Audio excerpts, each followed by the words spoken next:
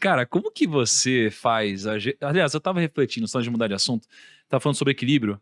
Aí eu perguntei se você teria chegado onde você chegou, se você não tivesse desequilibrado.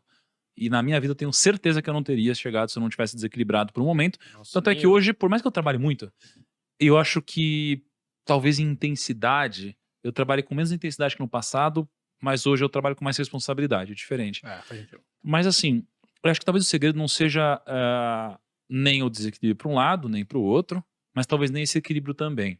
Seja uma relação de risco-retorno, como nos investimentos. Ah, Então, assim, se você trabalha zero, isso aqui é uma relação onde o retorno versus o risco ele é desproporcional, né? No momento atual, em relação ao seu potencial e não à sua capacidade. Por quê?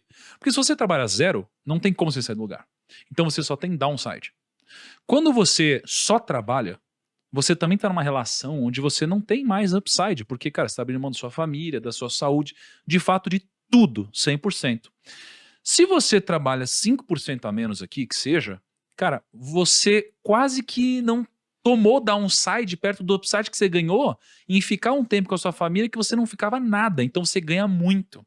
Então acho que o segredo é você tentar encontrar de forma inteligente, dentro dos seus momentos, o que gera a melhor relação de retorno versus risco em tudo que você faz. Então, por exemplo, você vai começar um negócio novo. Cara, você tem chance de quebrar, vai colocar todo o seu capital lá. Não faz sentido começar porque é desproporcional ao risco. Então, acho que de alguma forma é você encontrar essa relação de risco-retorno em absolutamente tudo que você faz, que é a mesma lógica de quando a gente vai investir. Tipo, nesse investimento eu posso ganhar 15% e o meu risco é zero. Nesse investimento eu posso ganhar 16%, o meu risco é perder metade disso. Pô, é desproporcional o risco, né? Então, acho que a relação entre as duas coisas, e claro que não deve ser tão óbvio no dia a dia, né? Tem muito do qualificado aqui, não só do quantitativo, acho que é o segredo, né? mas você sabe que assim, uma coisa que eu queria te falar é o seguinte, uma coisa que eu aprendi durante o tempo é a história da quantidade versus qualidade. Então, por que que eu tô te falando isso? Hoje eu consigo entregar por metade do tempo a mesma coisa que eu entregava antes. Uhum, Então, isso é uma coisa que você aprende também com o tempo, entendeu? é Você verdade. tá a qualidade na tua hora trabalhada, por Você vai exemplo. ficando mais velho, a gente vai tendo isso, né? Tipo, a gente vai conseguindo ter mais qualidade com menos quantidade, né? Não, você entrega a mesma coisa, só que com muito menos tempo, entendeu? Nossa. Então não é mais quantidade, é qualidade. Você vai pegando a manha de quais são os pontos que você chama para atenção, quais são os pontos que você aborda, quais são os assuntos que coisa, qual é os momentos do teu dia que você vai pôr energia. Então isso é outra coisa que também eu acho que faz parte da evolução, sabe? Uhum. A quantidade versus a qualidade. Quando você acha um meio termo muito interessante que você atua bem, com qualidade, você põe a tua energia no momento certo, isso é o melhor dos mundos. Olha só, isso daí foi o que mudou o nosso jogo nas vendas. Porque a quantidade versus qualidade. Imagina você ligar para todos os seus leads.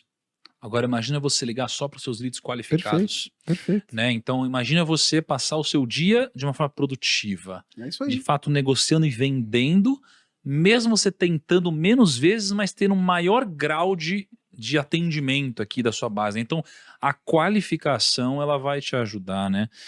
Agora, Caíto, me fala uma coisa, você que é um cara já tão experiente, um business gigantesco aí, cara, como que você faz a gestão do seu negócio? É assim, ó. Eu só tô onde eu tô pelo meu time que eu tenho. Eu tenho um Tá. time foda. Tenho um time radical, brother. Sim, pessoas muito engajadas, trabalham comigo há 16 anos, 17 anos, é muito Uhum. legal, assim. Isso é uma coisa que eu fiz a vida inteira e que eu não me arrependo, eu tô onde eu tô porque eu investi em pessoas, Tá. tá? Então, assim, são algumas O coisas que que eu... é investir em pessoas na prática? Vamos lá. Pagar, às vezes, salário que você investir em salários que você não pode pagar, que é um pouco a mais do que você tinha no bolso, mas você investe em pessoas para você ter o retorno.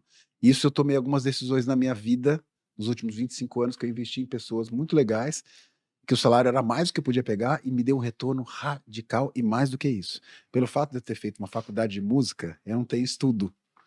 E eles me ensinaram muita coisa. E eu construí junto com essas pessoas. Uhum. Então, o que que é isso? Eu acho que as pessoas, elas têm que ter a consciência para crescer o negócio delas, que elas têm que investir em gente de qualidade. Uhum. E isso faz uma puta diferença para você crescer. Porque esses caras te ensinam, eles te puxam e faz a coisa acontecer. A outra gestão é o seguinte, eu sou das 1000 lojas que a gente tem hoje, todas elas são todas franqueadas. Não tem mais loja própria. Na verdade, Uhum. tem as duas Oscar Freire. Essa é outra coisa. Eu tenho uma rede de franqueados muito envolvida e a gente trabalha junto. Isso faz toda a diferença para a gestão de um negócio. A gente vê um monte de empresa confusa, e eu não vou citar nomes, que chega de se citar nomes aqui hoje, que é o seguinte, que o cara tem aqui, Sem ó. querer vai escapar. Aqui, ó, loja própria e franquia. Uhum. São Uma em muito... frente da outra? Hã? Tipo, uma em frente da outra, uma próxima da outra? Não. O cara Ah, tem, tô parando. o cara tem Ah, tá. 200 lojas, ele tem 100 lojas próprias e 100 franquias. 200 lojas? Por Em exemplo. que segmento, por exemplo? Vários.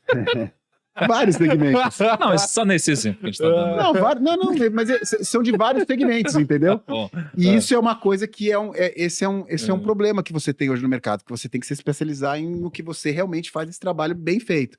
Então isso para mim fez uma outra diferença e são os meus franqueados que fazem a diferença também. cara, qual que é a sua sensação? Você tá há 25 anos de Ribins, é isso? É. Qual que é a sua sensação?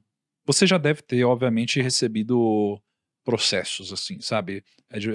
Funcionário, colocar no pau, essas coisas assim. Qual que é a sua sensação quando acontece um negócio desse, cara? Como você se sente? Eu vou explicar para você como eu vejo. Assim, tipo, graças a Deus eu tive muito pouco, mas eu tive. E aí o que eu olho é o lado positivo, eu olho as pessoas boas, não o cara ruim, entendeu? É verdade, né? Eu olho os 90%, não os 10%, entendeu? Não é o cara, eu não vou deixar de acreditar em você, num ser humano, só porque um merda fez isso, entendeu? É verdade. Então, assim, eu olho sempre o melhor do ser humano, e eu acredito mais no ser humano. Então, com essa visão, a gente conseguiu crescendo. É verdade, né? Uma vez veio aqui... Você tem, vamos supor, você tem 500 funcionários, que é o que eu tenho.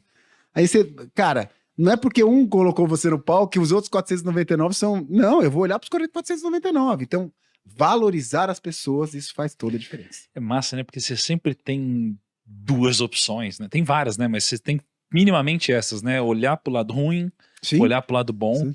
E às vezes a gente tende a entrar num ciclo assim que a gente começa só a focar no ruim e esquece todo esse lado, né? Não, e você, o seu 5% ruim contamina os 95% bom.